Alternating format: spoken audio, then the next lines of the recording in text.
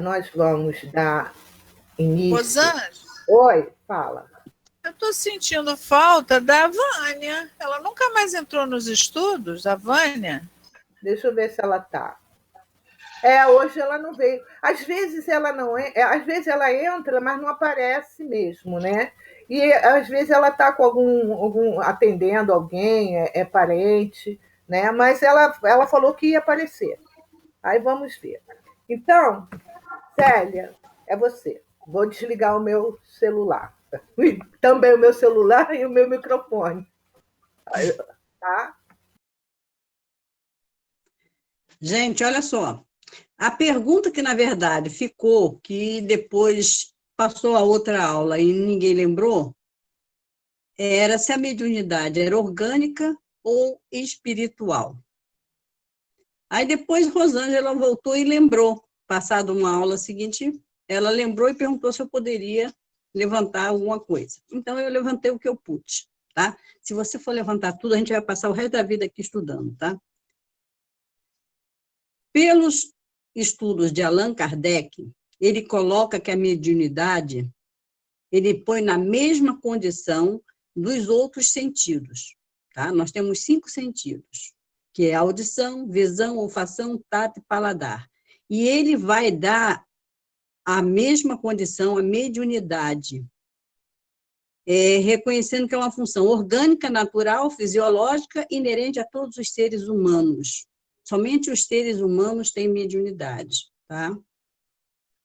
Então, para corroborar essa história, em 1913, não, por aí mais ou menos, ele foi Nobel, Charles Richet, que é um médico francês, fisiologista, ele se interessa pelo assunto da paranormalidade, cria metapsíquica e conceituou a mediunidade da mesma forma que Allan Kardec, como orgânica. Tá? Ele, inclusive, determinou que ela seria o 6º sentido. Nós temos 5, aquele seria o 6º sentido. Aí, quando eu falo que eu não sou médium, me vem assim na cabeça. Nós temos 5 sentidos, né? Visão, audição. Aí eu pergunto, todas são orgânicas, natural, fisiológica e inerentes aos seres humanos. Mas não nascem milhões e milhões de pessoas cegas e surdas?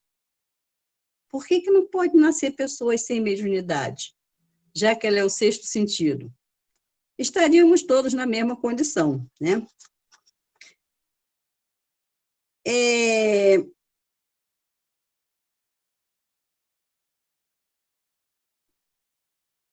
Uma coisa que é importante a gente lembrar é que mediunidade é uma coisa assim de todo o planeta. Não é de católico, não é de muçulmano, não é da gente espírita. Não é, ela sempre existiu e pode cair na escolha de Deus para qualquer um indivíduo do mundo. Pode ser na Índia, pode ser nos Estados Unidos, seja lá onde for. Ela é mundial. E ela não depende nem da moral, nem da condição financeira, não depende de nada. Vai depender, sim, do seu passado. Que, como Kardec vai dizer, a maioria dos médiuns são devedores, tá? Então, é como a Rosângela geralmente diz assim, né? Eu quero ir sem braço, sem perna, sem cabeça, sem tudo. Aí o mentor vai e diz para ele assim, vai só como médium. Já é o suficiente. Vai com tudo no lugar, mas vai como médium. Agora eu entendi por que você fala que não é médium, que é para não ser devedora, né? Já entendi. Agora eu entendi que você diz que não é médium, é para não ser devedora. Não, às vezes você ainda não recebeu a mediunidade. Olha só, eu tenho uma defesa para nós duas, no final. Tu não fica me provocando, não. Nós temos a defesa. Às vezes nós ainda não estamos preparados para desenvolver mediunidade, que é uma coisa muito séria. Envolve muita responsabilidade. Basta ler os mensageiros, você vai ver quanta gente é preparada, e aí eles vão dizer lá no final, eu tenho um artigo de um tal de Tony, esqueci o nome do homem, que ele vai dizer o tempo que o espírito se prepara para vir como médium. Certo? Agora, uma coisa que eu achei muito estranha é que, pelo que as opiniões não são assim convergentes. Todo mundo pensa da mesma maneira. Por exemplo, Kardec disse que é orgânica, Richer confirmou que é orgânica. Mas aí eu não conheço a literatura de Ernesto Bozano. Eu, sinceramente, não conheço. Bozano tem uma ideia totalmente diferente. Ele acha que ele defendia a tese de que a faculdade supranormais seriam sentidos da personalidade humana e não estavam ligados com a evolução da espécie, que só deviam aflorar após o desencarne, porque na vida física não teriam nenhuma utilidade, só teriam utilidade no mundo espiritual. Quer dizer, era uma opinião totalmente diferente. Isso também lá nos idos de 1862. Ele veio a morrer em 1943. Já os pesquisadores, mais ou menos, devia ser na época de Kardec, porque eles vão dizer, por que Kardec não deu ênfase à pineal?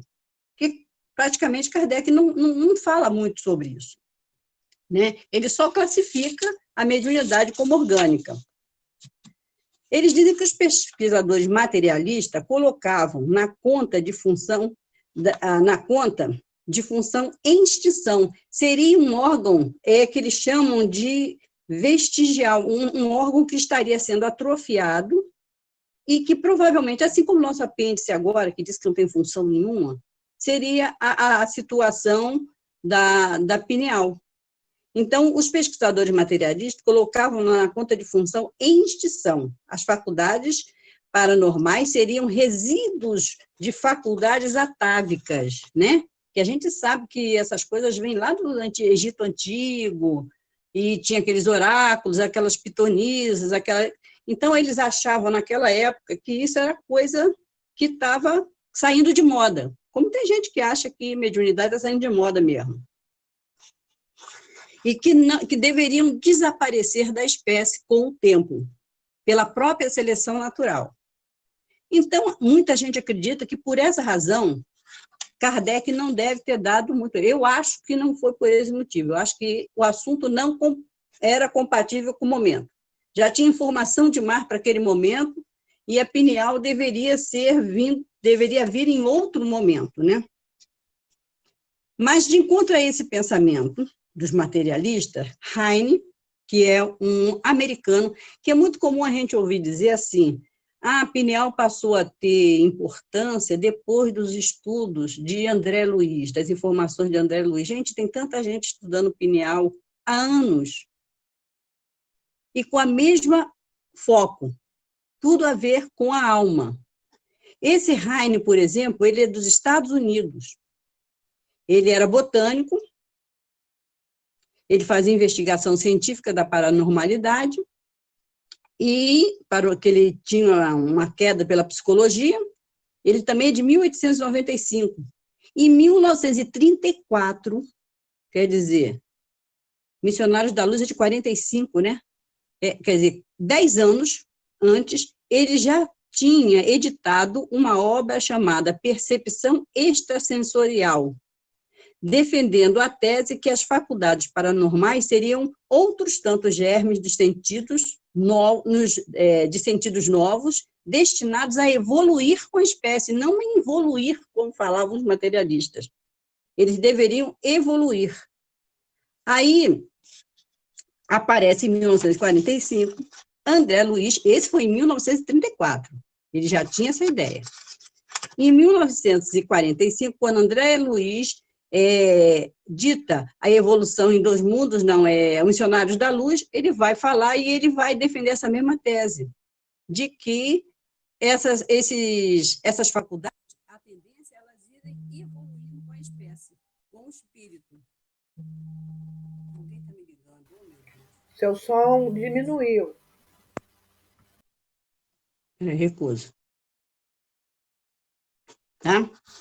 Voltou. Então, oi? Voltou. Então, Heine já tinha essa ideia de que realmente nós iríamos evoluir na parte das faculdades paranormais, que seria a mediunidade, uma delas, né? Há vários tipos de mediunidade. E aí André Luiz vem corroborar essa ideia quando ele dita o Missionários da Luz.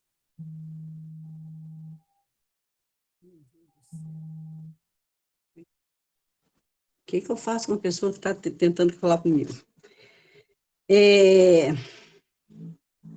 Portanto, e André Luiz, ainda nessa condição, ele vai dizer que é uma faculdade do espírito, que se projeta no corpo, e a cada existência, e continuamente, ela vai sendo aprimorada. Então, aí começa uma boa confusão. A base orgânica da mediunidade é indiscutível. E aí nós vamos ver em um artigo final, onde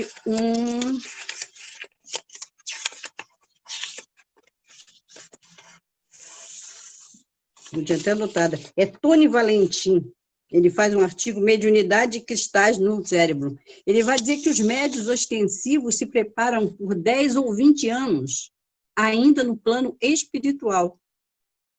Então, se ela fosse unicamente orgânica, não justificaria esse preparo lá no plano espiritual antes de nascer.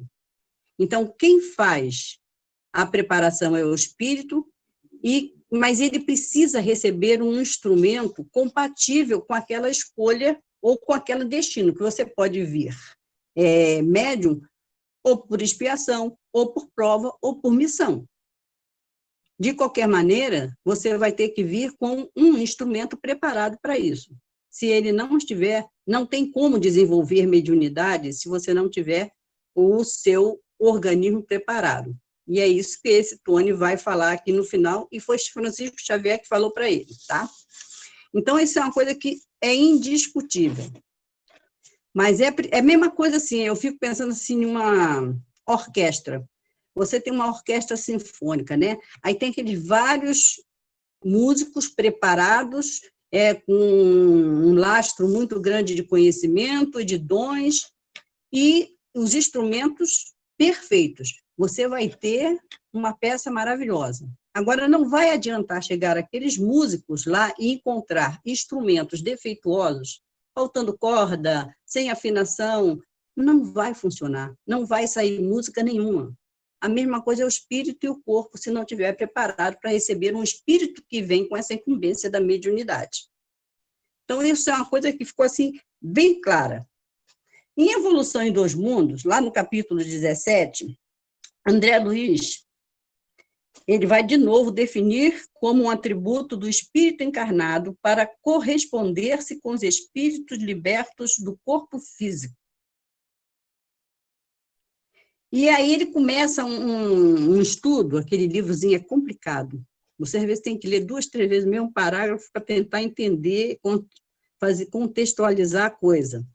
Então, ele vai dizer que o ser humano ele começa a desenvolver a mediunidade quando ele começa a ter um pensamento contínuo. Quer dizer, isso lá nas primeiras encarnações. Que quando ele começa com um pensamento contínuo, ele começa a entrar em fadiga cerebral. E aí ele é obrigado a ter horário de descanso, de sono, para se recuperar. E aí a alma começa a ensaiar o desprendimento gradativo. Até que depois, com a evolução, ela começa a se desprender mesmo fora do sono. Mas isso aí já é um outro estudo que tem que ser feito, tá? Ele vai dizer que a intuição foi o sistema inicial de intercâmbio, que é chamado de telementação. Eu nunca tinha ouvido falar nisso, que é a comunicação de espíritos superiores para com os inferiores. Deixa eu ver se eu parti. Tá?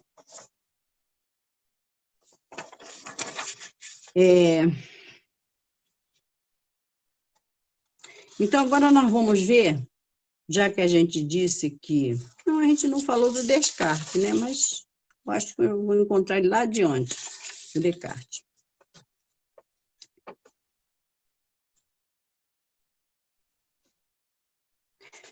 A gente já sabe que Kardec não deu ênfase à pineal, porque na ocasião ela era considerada um órgão. Aliás, ela já foi considerada uma glândula, depois ela passou a ser um órgão, depois ela voltou a ser uma glândula, porque eles não chegam a uma conclusão.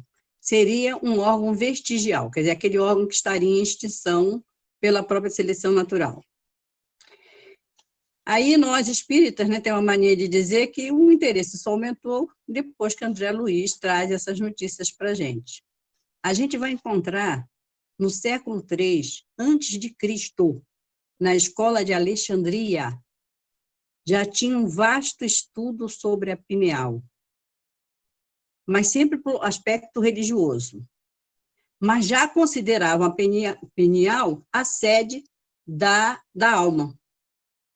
Essa escola vai até o século IV, depois de Cristo. Então, já de muitos séculos atrás, é que já vem esses estudos sobre a pineal. Não foi por conta do André Luiz. Talvez o interesse aqui, no Brasil, tenha partido daí. Tá? Aí eu encontrei o Descartes aqui, que é o filósofo, matemático, que em uma carta a um colega dele, Marie Mersenne, em 1640, muito antes de Kardec, afirmou em carta que existiria no cérebro uma glândula que seria o local onde a alma se fixaria. Quer dizer, a ideia de que a pineal era a sede da alma já não era nem só de Descartes, aqui em 1640, não, já vinha lá da escola de Alexandria antes de Cristo. As pesquisas aqui no Brasil, obviamente, assim, hoje são dominadas pelo Dr. Sérgio Felipe de Oliveira, que é médico psiquiatra, e ele conta que o interesse dele foi exatamente porque ele, antes de entrar na escola médica, antes de entrar na faculdade, ele já tinha lido as obras de André Luiz, ele já conhecia as obras de Descartes, e quando ele entrou na faculdade, aí ele se interessou, quer dizer, lógico, ele fez o curso de médico, mas se interessou mais pela parte da pineal. E sobre esse aspecto da mediunidade, porque ele já era espírita. A glândula pineal, segundo ele, aí eu vou usar só o que ele diz, né? Porque ele é que é a pessoa que domina o assunto aqui no Brasil. Ele vai dizer que a pineal está localizada no centro do cérebro. Se você botar o dedo aqui e pudesse afundar, isso é exatamente o que ele diz. Você chegaria lá na sua pineal, tá? Estaria entre os olhos. E por isso, muitas vezes, é chamado terceiro olho. Por quê? Porque a origem embrionária da pineal e dos olhos é a mesma. Um determinado tecido, lá no embrião, se desenvolve em 3 nódulos. 2 vão formar os olhos, a retina, e 1 vai formar a pineal. Então, os mesmos tecidos que tem na retina, tem na pineal. Por isso que muita gente a determina como terceiro olho. E por isso que a luz tem tanta interferência, a pineal tem tanta interferência com a luz.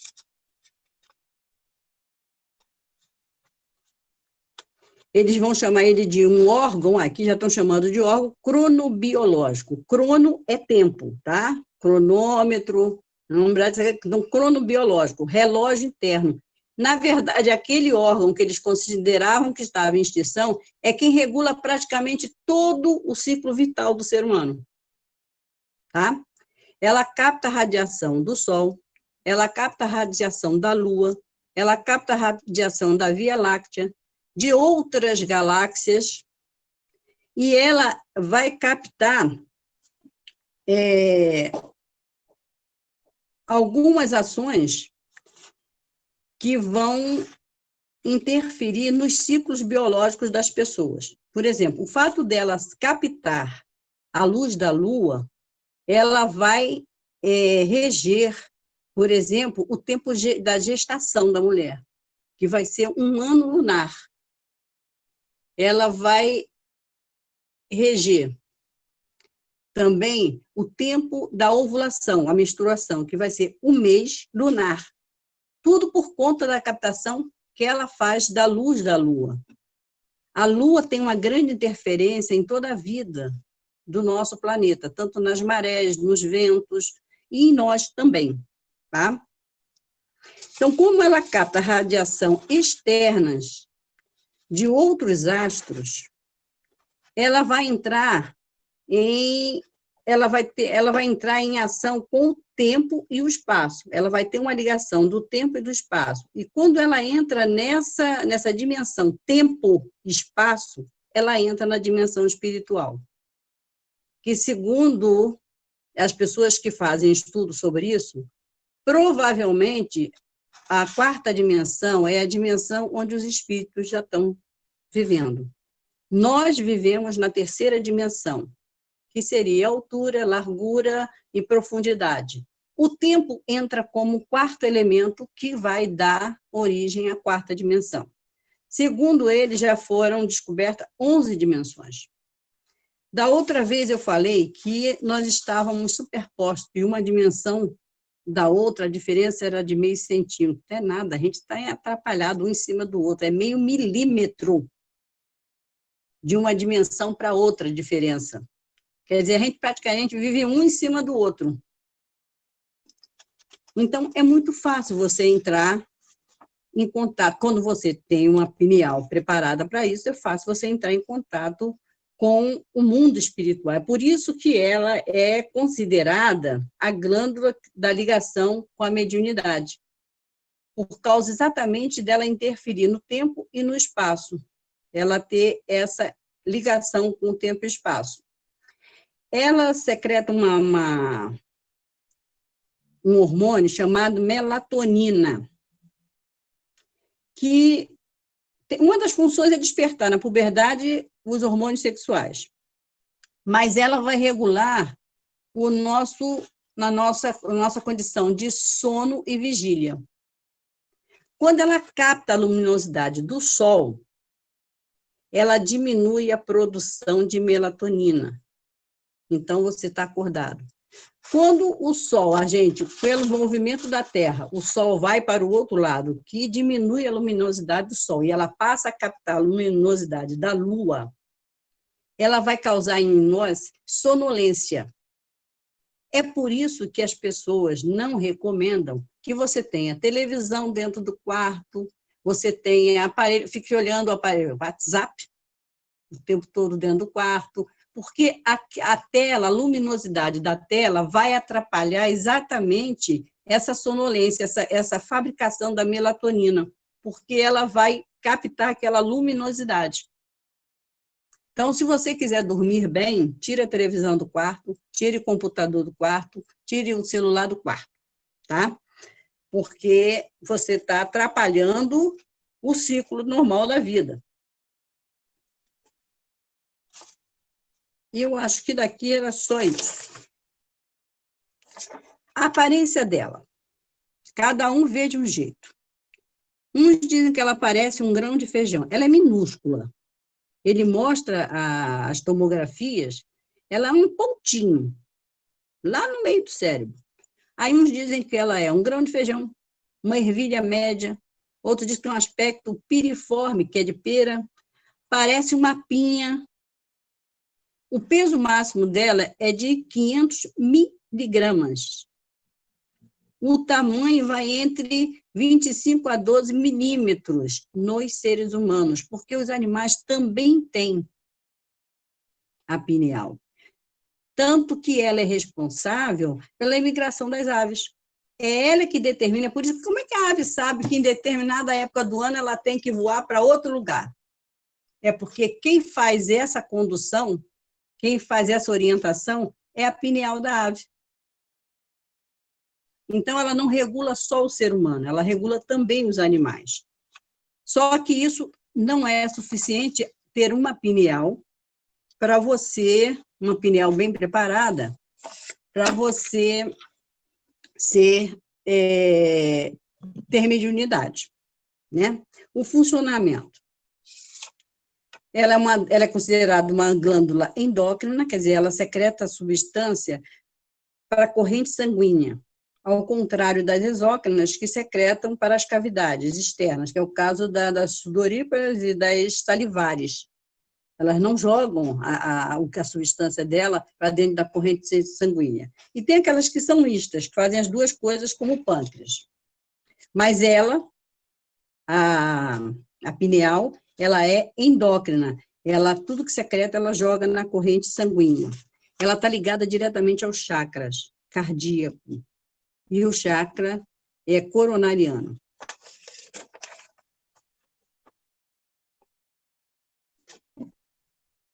Isso aqui eu já falei.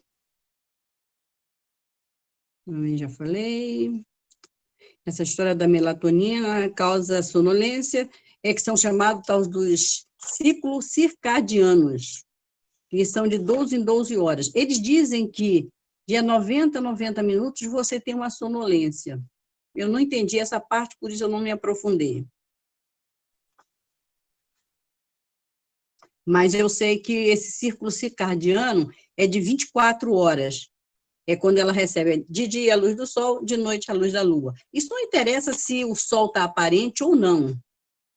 Ele existe, e ele tem a luz, ele não perde a luz, apesar dele estar nublado o dia, mas ele está lá. E ela vai lá e capta a luz dele. Essa melatonina ela só foi isolada em 1958 pelo cientista Aaron Lerner, dos Estados Unidos. Você vê quantas pessoas estudam essa glândula pineal. Ela foi identificada, isso agora é bom para a gente, como sendo anti-inflamatória e antioxidante. Quer dizer, antioxidante é anti-envelhecimento. Para mim já não vale mais nada. Dizem os cientistas que a glândula pineal é o órgão mais controverso do corpo. Que ele foi desde um órgão que foi considerado sem nenhuma função até a morada da alma. Agora, a pineal e a mediunidade. Como a glândula que capta a luz do Sol, da Lua, das galáxias, e entra em outras dimensões, e sendo o tempo e o espaço elementos da quarta dimensão, é provavelmente por isso que ela entra em contato com o mundo espiritual. Já foram descobertas 11 dimensões, a diferença. Segundo André Luiz, a pineal segrega hormônios psíquicos, também chamados de unidades de forças, que vão atuar nas energias geradoras do homem. E isso ele vai observar quando ele está em uma reunião mediúnica, que ele observa a luminosidade da pineal do médium principal que estava na mesa. Todo mundo tinha uma certa luminosidade, mas aquele que estava em trabalho era diferente, era uma coisa muito mais ampla, tá? Ela cada vez se expandia mais. A pineal recebe ondas eletromagnéticas dessas outras dimensões astrofísicas, que é a Lua, as galáxias, e as transformam em estímulos neuroquímicos. Quer dizer, é muita coisa assim, é muita cultura inútil para a gente. Comprovado cientificamente em 1988. Isso aí que André Luiz está falando já é uma coisa comprovada pela ciência. Essa captação das ondas eletromagnéticas transformadas em neuroquímicos, né, em estímulos neuroquímicos. Por isso é chamada por alguns como transformador de frequência. E isso ocorre muito durante a atividade mediúnica. Foi isso que André Luiz observou no médium, como ficou diferente a pineal dele, daquele que estava trabalhando. Teve um pesquisador canadense que, para ver como é que tem gente estudando a coisa, não é só Brasil, e não é só da agora, não é só depois do Espiritismo, é diante do Espiritismo, que já vinha estudando. Esse canadense, o que ele fez? Ele fez um capacete que emitia ondas eletromagnéticas e conseguiu algumas pessoas como cobaia. As pessoas meteram o capacete, receberam aquelas ondas eletromagnéticas que se transformaram, conforme André Luiz diz, né, em estímulos neuroquímicos, e teve gente que percebeu presença de alguma coisa e teve alguns que viram os espíritos. Então, ele imitou a ação da pineal através de um capacete, e ele conseguiu entrar no mundo dos espíritos.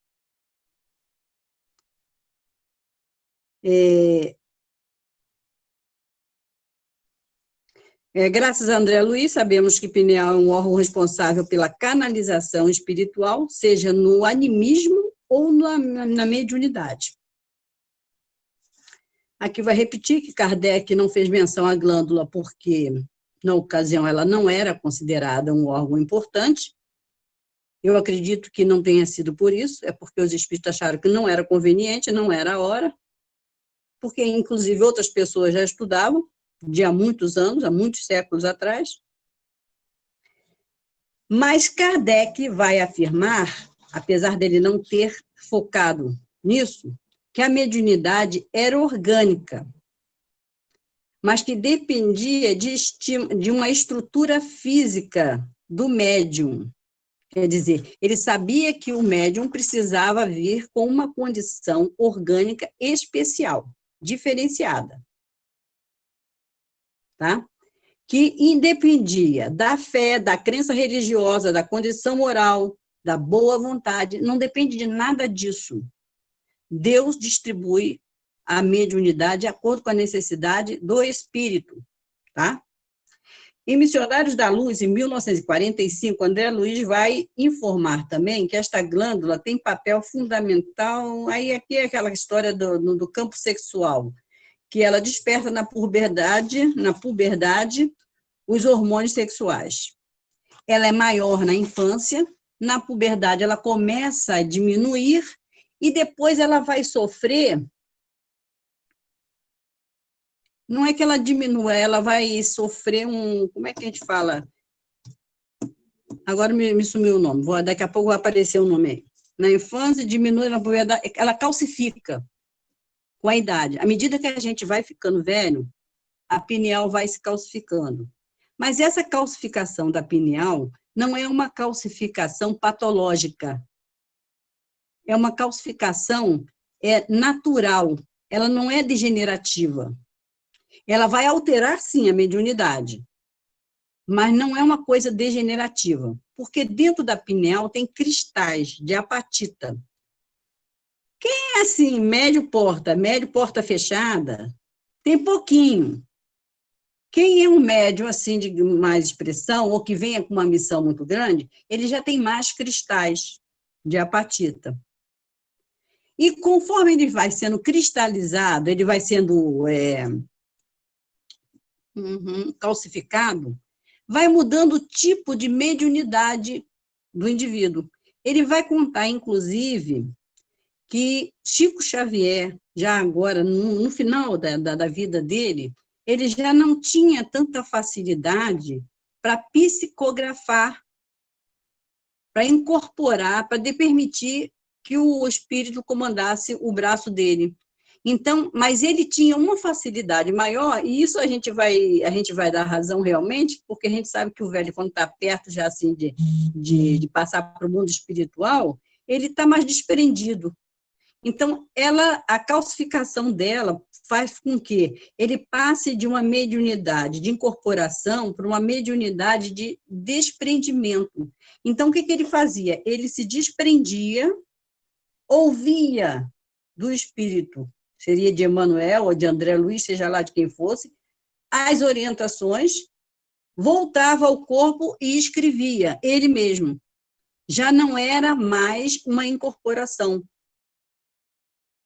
E ele vai dizer que isso é normal em todas as pessoas de uma certa idade. Elas vão até perdendo algum tipo de mediunidade e vão intensificando outras. Certo? Esses cristais, ele mostra uma diferença dessa calcificação. Ela parece uma cebola, ela vai criando assim uma camada em cima de uma camada em cima de uma camada. Mas aqueles que são muito preparados para a espiritualidade, se você partir a pineal, está cheia de cristais. Ele até brinca, a gente diz que não tem bola de cristal na cabeça, mas tem. Mas ela altera o tipo de mediunidade, à medida que ela vai se calcificando. Mas ele vai dizer, é uma calcificação natural, não é patológica, é diferente, é igual a calcificação dos dentes. Ninguém vai dizer que está se degenerando porque os dentinhos estão crescendo e estão calcificando. Isso é normal. Assim é a calcificação da pineal. Tem pessoas que têm muitas cristais de apatita e outras têm pouco. Isso aí vai depender do projeto reencarnatório do indivíduo. Todo mundo já nasce com um pouco de apatita, tá? Ele aqui vai dizer assim, há crianças que já nascem com esses cristais. Quer dizer, eu acredito que, então, há pessoas que também nascem sem quase nenhum. Na criança, a mediunidade é mais anímica e de desdobramento. Ela sai do corpo com facilidade e entra em contato com os espíritos e volta com a mesma facilidade. Ela não incorpora, ela sempre se desdobra, exatamente por causa desses cristais que ela tem. Quanto mais cristais, mais fácil a incorporação, quanto menos, mais fácil o desdobramento, né? Ele aqui está contando a história do Chico, que já não tinha facilidade de psicografar pela incorporação e simples pelo desdobramento. Mas a pineal por si só não justifica a mediunidade. Aí ele vai explicar. Ela capta o campo eletromagnético com as informações, mas tudo isso precisa ser interpretado em outras áreas do cérebro. Quer dizer, não é só ter uma pineal, um monte de cristais na pineal, que vai fazer de você o médium número 1, tá? Porque você precisa ter o lobo frontal capaz, que é o lobo da razão, de interpretar aquelas informações. Quer dizer, isso tudo precisa ser interpretado em outras áreas do cérebro, como o córtex frontal, que faz e é responsável pela interpretação crítica. Aí ele vai dizer assim, ó, todos os animais têm pineal e podem ter cristal. Mas aí ele vai dizer, um papagaio pode receber todas as informações captadas pela pineal, mas ele nunca vai saber interpretar, porque ele não tem esse córtex frontal para fazer essa crítica sobre o que foi captado. Então, um papagaio nunca vai dar passividade a um espírito, apesar dele ter uma pineal, tá? Agora, eu encontrei, esse é o último, um artigo onde ele vai falar, o senhor Tony Valentim. Ele vai dizer assim, os médiuns ostensivos se preparariam, isso é uma informação, é um artigo maior, é uma informação que é dada por Chico Xavier a ele, se eu não me engano, por 10 ou 20 anos, ainda no plano espiritual, antes de nascerem, para planejarem um corpo físico especialmente voltado para a geração e maior concentração de cristais de apatita no cérebro. Somente assim, o ser, ao nascer no mundo, já viria com o organismo físico preparado para manifestar a mediunidade. Nos indivíduos que não passassem por essa preparação prévia, a pineal seria apenas um centro de intuição, mas jamais de mediunidade ostensiva. Segundo as explicações do espiritismo científico, um ser que não chega ao mundo já com essa preparação orgânica prévia, jamais poderá desenvolver ou ativar a pineal, pois isso não depende de nenhuma ação do ser, e sim de já ter essa prerrogativa biofísica desde antes do planejamento da sua encarnação no mundo. Chico ainda alertou que, após o ano 2000, muitos seriam charlatães, místicos, esotéricos ou teóricos que venderiam a ideia de que a pineal pudesse ser ativada, mas isso seria impossível, já que este processo só poderia ser feito antes da encarnação no Centro de Planejamento das Encarnações. Comentou que muitos viveriam a ilusão de se crerem capazes de ativar funções mediúnicas através da pineal, mas o máximo que conseguiria seria melhorar levemente a intuição. O maior médium de todos os tempos, com mais de 50 faculdades mediúnicas e com uma glândula preparada por mais de 50 anos no plano espiritual, detinha pleno controle da mesma, mas asseverou que muitos desejariam possuir os mesmos dons e criariam teorias das mais diversas, afirmando ser possível o que na prática não haveria nenhuma forma de ocorrer, a não ser com essa preparação prévia ainda no plano espiritual. Quer dizer, então não adianta essa história de ficar treinando para ser médium, que não, se você não tiver um instrumento já preparado com essa finalidade, você não vai ser médium, ostensivo. De todo modo, já nascemos com a pineal em um estado imutável. Ou ela já vem pronta para a manifestação da mediunidade ostensiva, sem nenhuma necessidade de ativações, ou ela vem formada de forma a não permitir que não médios ostensivos alcancem essa condição, já que a mediunidade não é privilégio, e sim compromisso. Logo, não está ao alcance do bel prazer de nossas vontades, que podem mudar a todo instante. Tudo deve seguir o plano traçado antes da encarnação.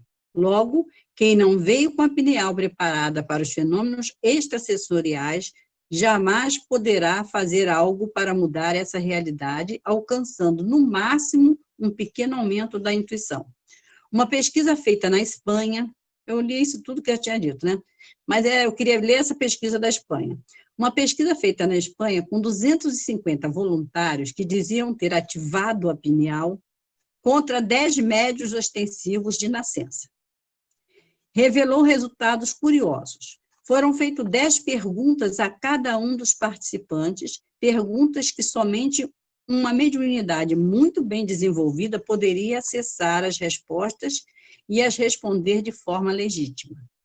Dentre os 250 participantes não médiuns que se proclamaram com a pineal ativada, nenhum único acertou uma única pergunta. Todos os 10 médiuns já ostensivos de nascença, contudo, identificaram as respostas corretas, sem nenhuma falha. As perguntas eram relacionadas a locais enfermos no corpo de pessoas doentes, era evidência, história de objetos de pessoas desencarnadas, a psicometria, a capacidade de acessar contexto de pessoas desconhecidas. A conclusão foi a de que, mesmo entre pessoas que afirmavam ter suas pineais ativadas há 10 ou 20 anos, com práticas e exercícios diversos, nenhuma delas conseguia, de fato, sequer se aproximarem do desempenho dos verdadeiros médios que já nasceram no mundo com seus organismos físicos, contando uma pineal preparada ao contato com o extrafísico. Então, Tereza, não adianta. E se você pegar o livro dos médios, você vai ver em várias partes, quando Kardec diz, quer ver, eu gosto muito desse pedaço aqui, que Kardec fala assim, é lá no 61, capítulo 2, 61. Ele vai falar assim, para que os fenômenos se produzam, faz-se mistério a intervenção de uma ou muitas pessoas dotadas de especial aptidão, que se designam pelo nome de médiuns. O número dos cooperadores em nada influi, a não ser que entre eles se encontrem alguns médiuns ignorados. Quanto aos que não têm mediunidade, palavras do senhor Kardec, a presença desses nenhum resultado produz. Pode mesmo ser mais prejudicial do que útil pela disposição de espírito em que se encontra. Tem várias partes no livro dos médios, onde Kardec diz claramente que tem... Na descrição que Kardec faz, olha, todo aquele que sente em um grau qualquer a influência dos espíritos é, por esse fato, médium.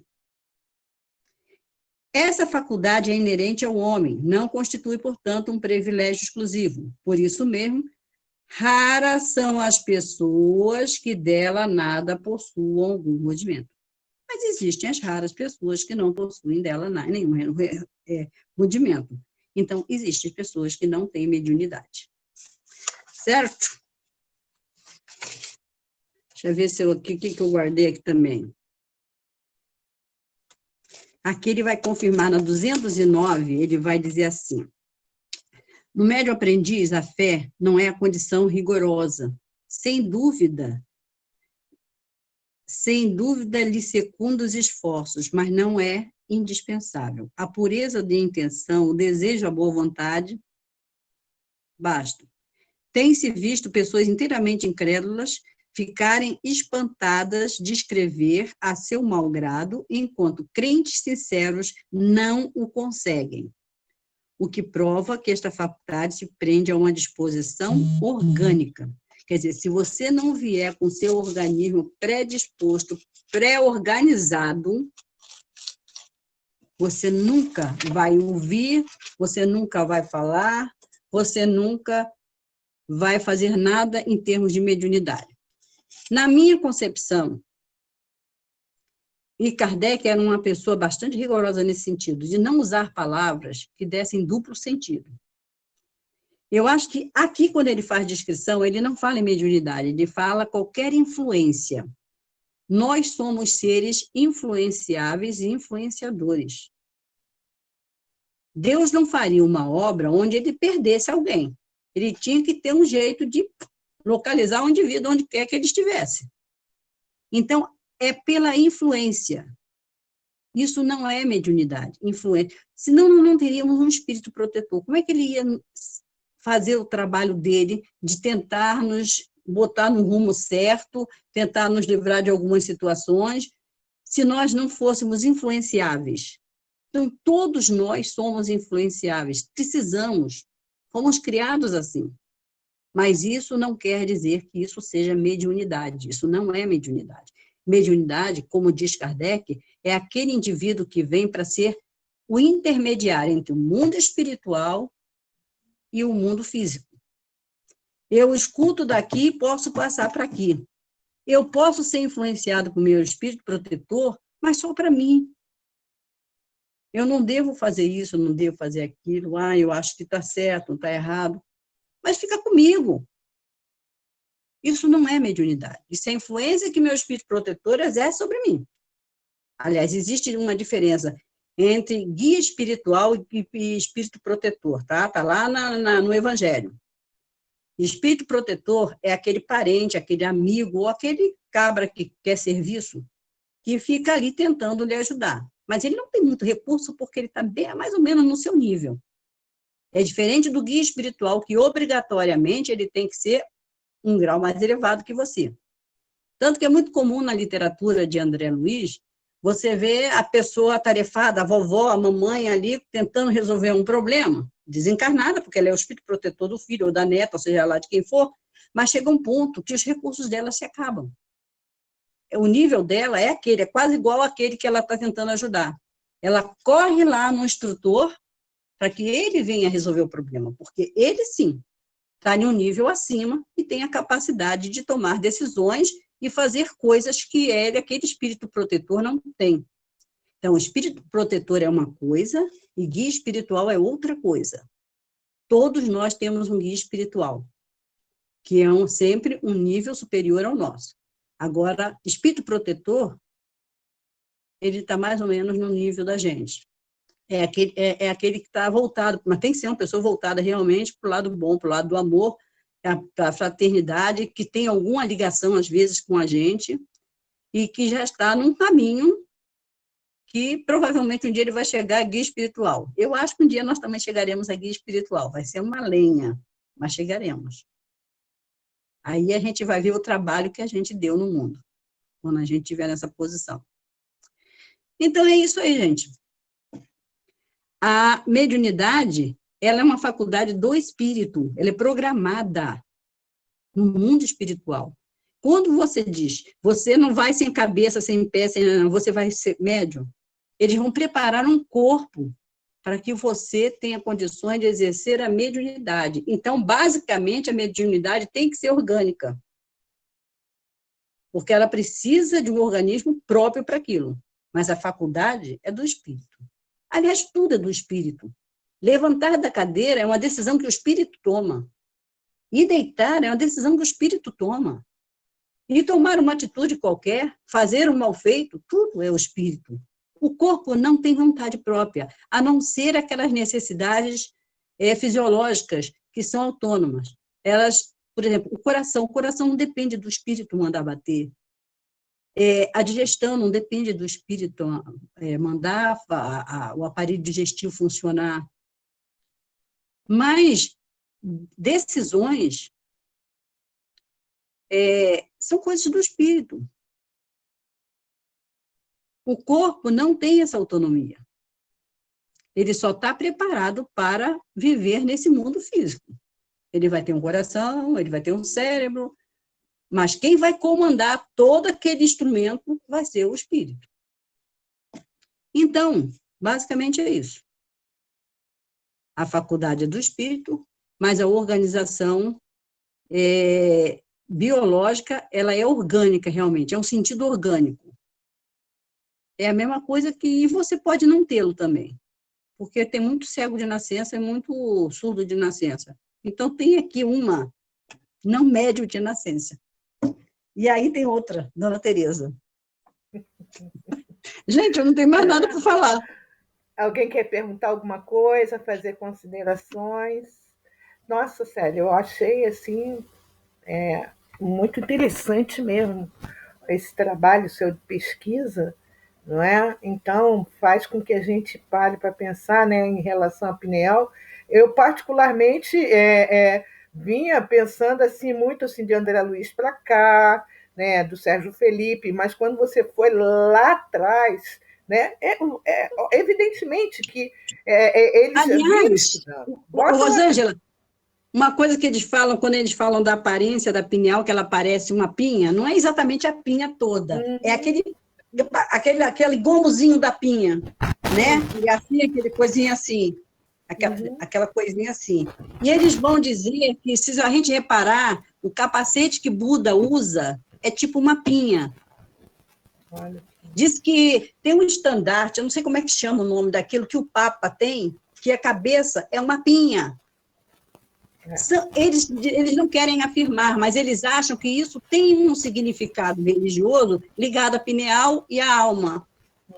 Seria muita coincidência esse formato estar nesses locais. E a gente sabe que, por exemplo, se deixar até lá, no próprio Egito, né, aqueles trabalhos que eles faziam, tudo ali, e isso vem, né? E a apresentação que você trouxe eu achei bastante esclarecedora, bem interessante mesmo, né?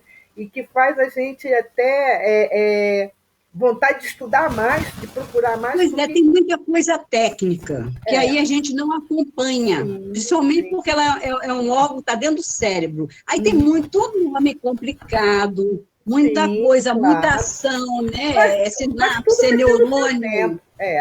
Por exemplo, para que você possa conhecer, para mexer na pineal, a pessoa tem que estar desencarnada, porque ao vivo, a cores, não vai. Não, só pela tomografia você vê lá aquele pontinho. Pode ser que... Mas os cortes que ele tem são todos de autópsia. De autópsia, então sempre através de autópsia.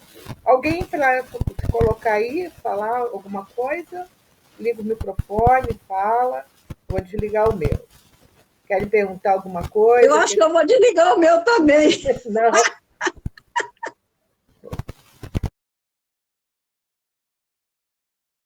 Alguém perguntar? Nada? Estão impactados? A Ana falou que está impactada. Tereza, a gente não vai ser médium nunca, tá? Então, meio ralinho aqui, então. O meu é só cebola. Você está lá com Ernesto Bozano. Só no mundo espiritual. Só no mundo espiritual. impactados vamos ficar com vampirismo. Deus me Pois é. Também acho. Eu Isso achei aí, pelo menos, é uma coisa boa. o estudo Mas- muito rico. Gostei muito. Mas é, Obrigado. você vê. Não, eu Eu não estou entendendo nada. tá congelando tudo. Estou congelando, a minha internet está ruim. É porque você está com 2 Está muito aparelhos. ruim a minha internet. Você está com 2 aparelhos ligados? O Tô celular. não. Só tô com. Não, só o computador. Não. Está congelando. Tô até com o celular fora do Wi-Fi, porque é para não pesar. Tá horrível. Tá horrível. Mas Tá. foi ótimo, ótimo. Ana,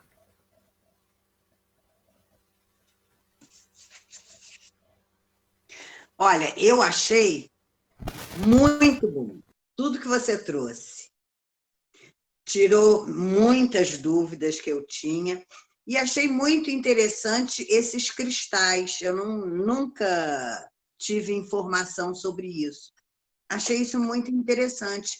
E essa preparação também longa, né, para a pessoa encarnar como médium, eu acho também fantástico isso. Quer dizer, é uma visão totalmente diferente da que eu tinha. E você vê Até que naquele todos os médicos dia. vêm e erram. Você vê que quando ele diz que a mediunidade é universal, que não tem barreira de crença, de nada, você vê, nós tivemos João de Deus aí, que veio com a mediunidade Exatamente. exemplar e, no entanto, derrapou. Né? Se deixou levar pela ganância, por ganhar dinheiro em cima daquilo. Uhum. Quer Ele dizer, extrapolou em tudo, né? em tudo. Aí a gente vê também o que você trouxe, independe também do caráter da pessoa. Isso aí nem fala. Isso, inclusive, Kardec vai dizer que muitas vezes é dado para aquele que não tem moral, que é para ver se ele, ouvindo dele mesmo, ele consegue consertar ou melhorar alguma coisa, que dito por outro, talvez ele não dê crédito. Porque eu não vi, porque eu não tenho o Globoplay, mas uma conhecida minha ouviu a história dele, da vida dele, enfim, eu não sei como fizeram aquilo. Ela ficou tão impressionada com aquilo que ela me telefonou para me perguntar como que um médium fazia aquilo tudo. Aquelas coisas terríveis. Porque era muita coisa. Ela ficou, assim, muito chocada. Ele é um homem sem moral, né? Totalmente. Agora, graças a Deus, ele não é espírita. Pelo menos isso. Pelo menos isso, né? Mas o que ela queria saber era como as pessoas se curavam, porque algumas pessoas se curavam. Porque ele tinha realmente uma mediunidade. E é o magnetismo, né? E eu também entendo que, aí eu me lembro daquela passagem de Jesus, é a fé das pessoas. A pessoa que vai lá, ela tem muita fé naquilo, ou porque ela já tentou tudo e nada deu certo. Enfim, normalmente a última coisa que ela vai procurar é aquilo. Mas tem uma passagem, tem muita fé. Ele fala daquele que o traiu. Como é o nome dele? Aquele apóstolo que traiu Jesus. Judas? Judas. Não. Ele disse, você vê que Judas, ele curou. Exato. Né? Ele levou a palavra de Jesus, e Jesus sabia que ele ia traí-lo, sabia que ele não tinha moral. Exato. Mas tentou ainda, que é ilimitado a vontade de Deus em tentar lhe ajudar. Exato. Uhum.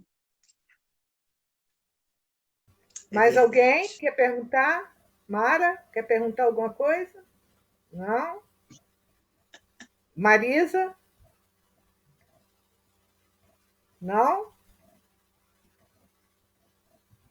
Vera Isaura, comentar alguma coisa? Bem, então, ninguém fala nada, vamos no... Eu sei que foi muito bom, te agradeço toda essa pesquisa, todo esse trabalho, achei ótimo, muito esclarecedor. Parabéns. Obrigado, gente, mas que se a pessoa for estudar, tem assim o triplo disso aí. Muita coisa. Mesmo Inclusive, dentro da pouco conhecimento da ciência neurológica, mesmo só da parte espiritual. A parte científica, independente de religião, também tem estudado a pineal. Muito. Porque nem eles entendem muito bem a função dela. É. A ciência pura, né? Só a ciência. Os mensageiros, que muitos médiuns que vêm e que alguns falham, né? Mensageiros, né, Célia? Mensageiros, Aí cada um conta a sua história. Médios, eles já vêm para trabalhar na mediunidade. Se eles vêm, é porque eles foram preparados. Exatamente.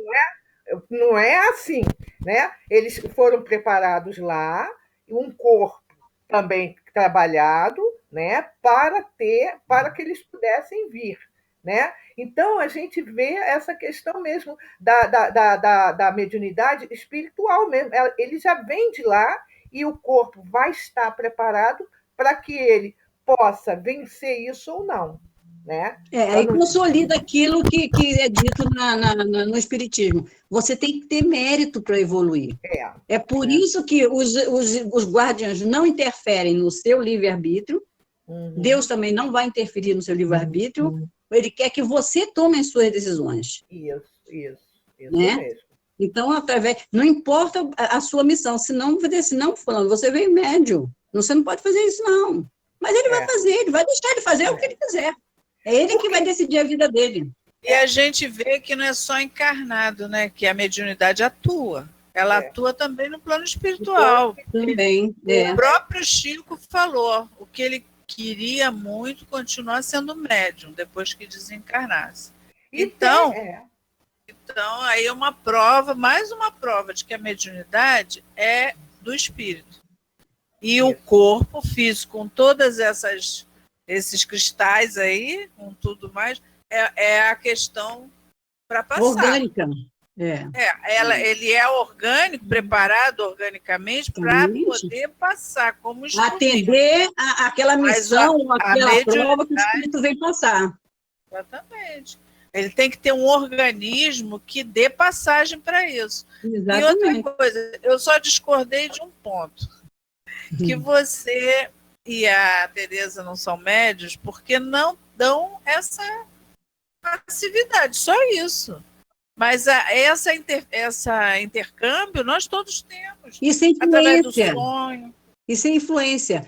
Foi isso que eu estava falando. Se nós não fôssemos influenciáveis. Nesse ponto aí da influência é uma interferência mediúnica dos dois lados. Mas para ser médium, você tem que ser só não mediador. Transmite.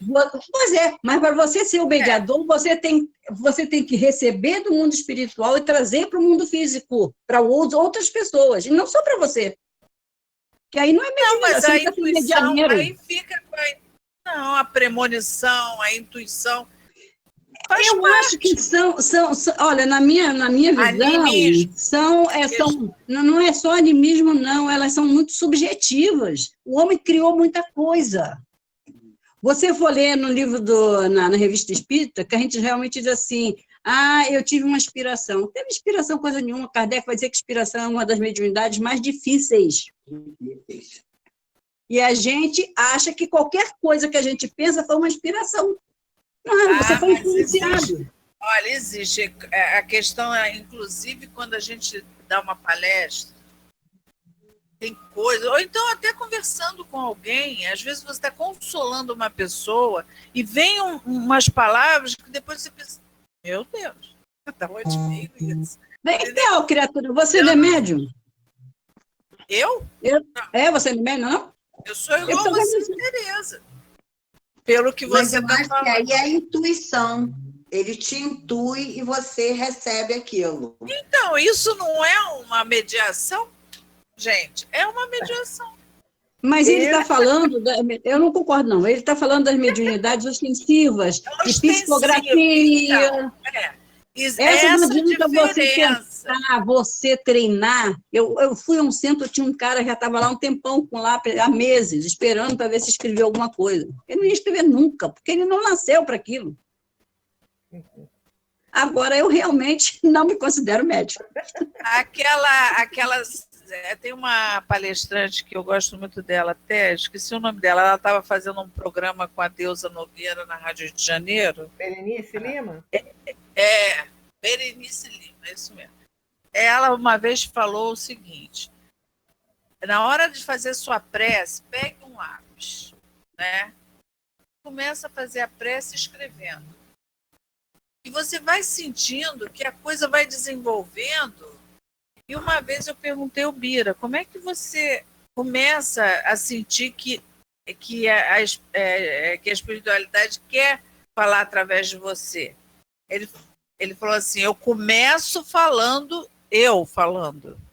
Ele começa falando, daqui a pouco ele sente que a coisa evolui. E ele é tomado pelo Espírito. Então, ele começa falando. É a mesma coisa, eu associei o que a Berenice falou. Ela começa escrevendo a prece. De repente, ela vê que ela escreve muito. Entendeu? Não sei se... Porque isso acontecia muito comigo na adolescência. Quando eu escrevia, porque eu escrevia um monte de coisa. Eu depois procurei para escrever um livro, não achei, porque a gente muda tanto, né? Muda quando casa, muda quando não sei o quê, sumiu tudo. Eu queria pegar aqueles escritos que eu fazia muito para escrever um livro hoje. Perdi. Eu faço muita poesia também. Então. Mas poesia é uma mediunidade de inspiração. Ele vai falar que a poesia, os escritores, isso é mediunidade de inspiração. Ele só vai dizer que não é essa história de que tive uma boa ideia, tive uma inspiração aqui, vou mudar o móvel de lugar. Isso não é inspiração. Então, a gente sabe que vamos ter muito assunto aí pela frente, muita informação. Célia, obrigado. Por nada. Para mim, assim, foi também... Olha, Rosângela, eu acho que eu estou falando demais, sabe? Não. Eu achei que hoje, nossos colegas, naquele estudo do Evangelho, eles ficam muito calados. Pois é, né? Mas é assim mesmo. Aí eu tenho a impressão assim, quando um começa a falar muito, o outro cala a boca. Eu digo, acho que eu vou calar minha boca, que é para ver se... Não. Mas aqui o importante aqui vai ser isso, nós interagirmos, né? A troca, né? A troca, eu acho muito importante, tá? Inclusive, eu observei uma coisa, né? Que a Célia está diferente hoje. Até a fisionomia dela está diferente. Eu cortei o cabelo. Você está com um cabelo tão lindo, a tua pele está tão rosada, você está diferente. Eu acho que não seja nervoso. Te fez um bem esse estudo. Você foi imagina o vampirismo. Envolvida. Quem é que vai fazer o vampirismo? Para mim também. Não, aí. Eu estou trabalhando. Estou trabalhando aqui. Então, vamos terminar. Tá? Só fazer uma perguntinha? Pode. Posso? Pode, eu achei muito interessante aquela parte, quando diz assim, conforme vai amadurecendo, a gente vai envelhecendo, vai mudando o estilo de mediunidade. Alguém está experimentando isso? Já experimentou? Está passando por isso? Algum de nós? Está acontecendo comigo, que antes eu tinha mais passividade de comunicação. E agora está havendo mais desdobramento. Aí eu queria saber... tu está ficando velha. Estou ficando. Isso que me preocupou com esse estudo. Meu Deus, eu estou ficando velha. Quando ela falou isso, quando a Célia falou isso, né, eu me lembrei da minha tia, que fez ontem 99 anos. Ela tem uma facilidade de desdobrar impressionante. Ela conta E ela está lúcida, tá? Eu acho que o desdobramento vai depender muito da mediunidade também, sabe por quê? Porque a pessoa, quando está muito próxima assim, de desencarnar, ela também sai fácil do corpo, né? Ela ao né? mesmo É tempo, como uma criança, é igual a que ele diz. Isso. Uma criança. Ao longo do tempo, Mara, conforme a série. Agora você vai matar a moça de susto. Pois é, né? As coisas elas vão realmente mudando. Por exemplo, né? Como estamos mais em casa, quem trabalha em reunião mediúnica, né? Eu até que eu tenho me sentido tranquila, me sentido bem, eu acho que eu não tenho essa facilidade de desdobrar mesmo, né? Mas vem um pouco mais assim de intuição, né? de vontade de escrever, né? Então isso daí vai acontecendo, mas não quer dizer que durante o nosso sono, né, nós não estejamos trabalhando. Com Podemos, certeza. né, estar trabalhando agora, e as nossas casas estão fechadas, essa coisa toda, né? Mas não é uma coisa da vontade sua. Através do nosso sono, estamos trabalhando. E essa questão do desdobramento ela é muito interessante também, que nesse momento, por exemplo, né, saiu até um artigo da Federação, não se aconselha fazer nenhum tipo de reunião mediúnica virtual. Isso não existe. Isso não. Isso existe? É perigoso. Não tem. Não deve. Não deve ser Até feito. a Rose falou hoje sobre isso. Né? Isso Porque Jacobson também está dando mais palestras falando para não se fazer. O médium dando uma passividade, acontece alguma coisa dentro da própria casa. Pois de uma Quem vai discutir? Quem é que vai, né? Então, não tem essa de atendimento espiritual à distância, que isso não existe. Né?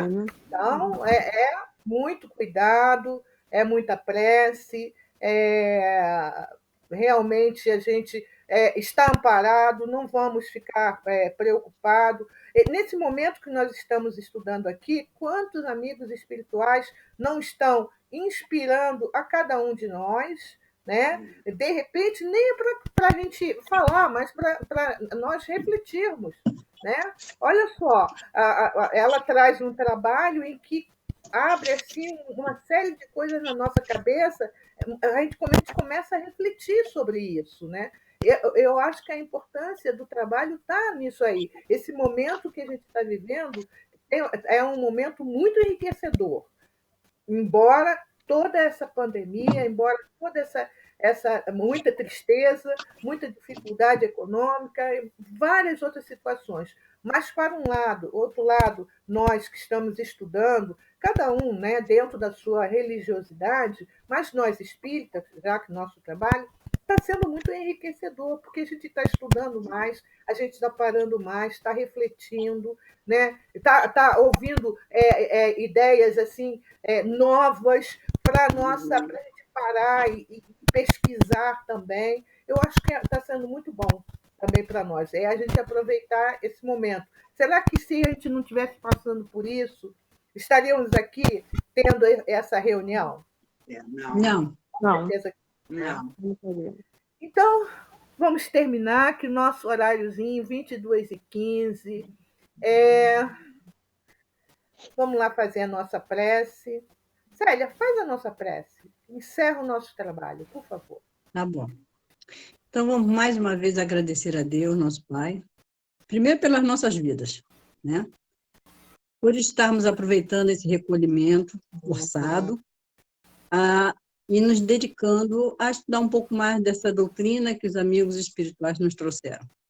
Pedimos ao Senhor por todos os que deixaram o plano físico nesse momento de conturbação, assim como por todos nós que também vivenciamos momentos de incerteza e pedimos que fortaleça a nossa fé para continuarmos nossa caminhada. Que a tua paz, Senhor, nos envolva a todos. Graças a Deus.